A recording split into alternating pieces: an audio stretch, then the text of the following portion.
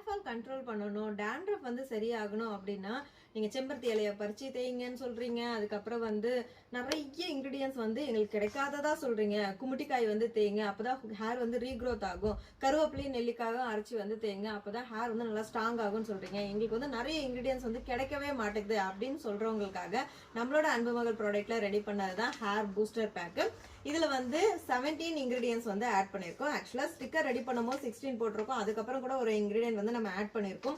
So இதுல பாத்தீங்கன்னா ரேரா வந்து உங்களுக்கு கிடைக்காது அப்படின்னு நினைக்கக்கூடிய இந்த குமுட்டிக்காய், ரோஸ்மெரி, இந்த மாதிரியான இன்கிரீடியன்ட் எல்லாமே வந்து கலெக்ட் பண்ணி நல்லா ட்ரை பண்ணி அதை பவுடர் பண்ணி வச்சிருக்கோம். இதுல நார்மலா உங்களுக்கு கிடைக்கக்கூடிய கருவேப்பிலை, கருநொச்சி, அதுக்கப்புறம் வந்து வெந்தயம், கருஞ்சீரகம் இதெல்லாமும் தான் இருக்கு.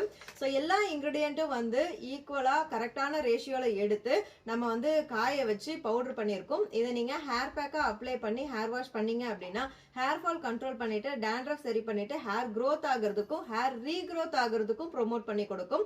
ஸோ இது எப்படி யூஸ் பண்ணணுங்கிற இன்ஸ்ட்ரக்ஷன் இங்கிலீஷ்லயும் தமிழ்லயும் நாங்க வந்து ஸ்டிக்கர்லயே கொடுத்துருக்கோம். இந்த ஹேர் பேக் உங்களுக்கு வேணும் அப்படின்னா ஸ்கிரீன்ல தெரிகிற வாட்ஸ்அப் நம்பருக்கு மெசேஜ் பண்ணி ஆர்டர் வந்து பிளேஸ் பண்ணிக்கோங்க. இருப்பதை வைத்து இன்பமாக வாழலாம். தேங்க்யூ.